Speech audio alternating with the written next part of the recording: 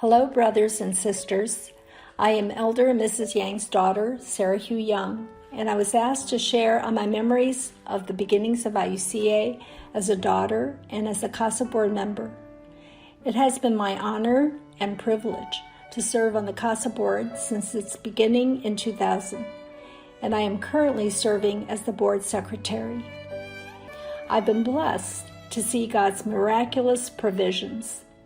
Many times I watched my father step out in faith because he felt God leading before there was any funding or workers.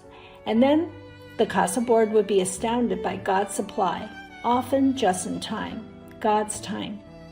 That was true with all the schools, orphanages, and the college. I learned that if God calls you to do something for Him, He will equip and supply in His perfect timing. My mother was usually behind the scenes, never wanting attention, but she played a vital part as a prayer warrior and helpmate to my father. The ministry had humble beginnings in 2000 with only 5 board members and my father's life savings. My father taught me we must first donate ourselves, then we can ask others to do the same. Every year, the ministry grew in size and budget. In 2005, the ministry already had 5 schools, 3 orphanages, and a boarding school for children with disabilities in Kyrgyzstan. Around that time, my father sensed God leading him to open a college based on Christian morality that would allow our high school graduates be able to receive a college education with ethical and high scholastic standards.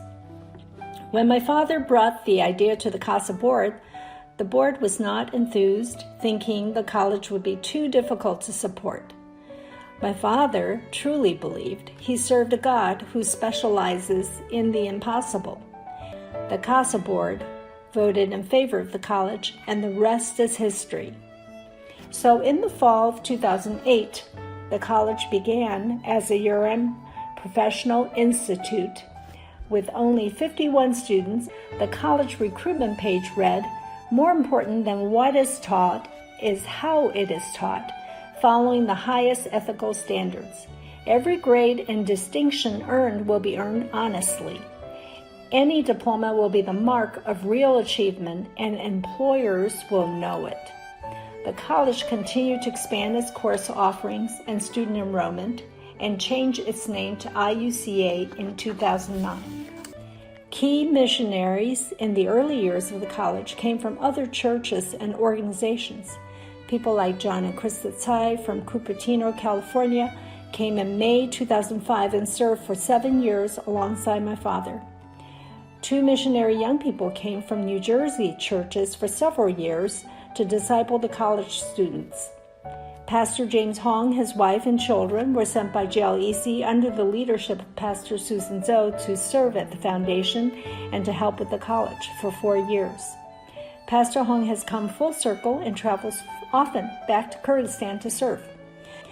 God also provided a dedicated group of educators to lead and teach at the college. People like Provost Camilla Sharchikliva and Dr. John Clark, who are still serving at the college. God also sent business people like Chuck Howard and Butch Rafferty from Illinois to help sponsor needy students and to start an exchange student program with several colleges in the U.S. Butch Rafferty would join the CASA board in 2011 and become its president in 2013, taking over my father's duties as overseer of the ministry when my father became bedridden in 2015. Butch faithfully served until he went home to the Lord last year. From Butch and my parents, I learned that you can only retire from serving God when God calls you home. In 2016, my father, in declining health, again turned to his good friend and spiritual mentor, Pastor Susan Zhou, to ask JLEC to oversee the ministry. IUCA first, and then the other schools and orphanages. I was blessed to witness a conversation between my father and Pastor Zhou. Our prayers were answered when the JLEC board voted yes. My father was given the original vision for the ministry, but God called many faithful individuals and churches from Kyrgyzstan, Taiwan, Hong Kong, the U.S., Canada, China, and many others to co-labor with him. some long-term and some short-term. This ministry would not have survived or grown without the laborers and supporters God sent. I'm grateful for each supporter and worker. Our Lord is the only God who suffered wounds to save us. My parents and other missionaries who served with them were willing to suffer for Christ and for their love of others. I have learned so much from them. Psalm 145:4 says, "One generation shall praise your works to another and shall declare your mighty acts." My hope for IUCA is for the college to not only continue the highest ethical standards in education, but more importantly, to make disciples for Christ. It is only what's done for Christ that will last. Thank you for allowing me to share from my heart.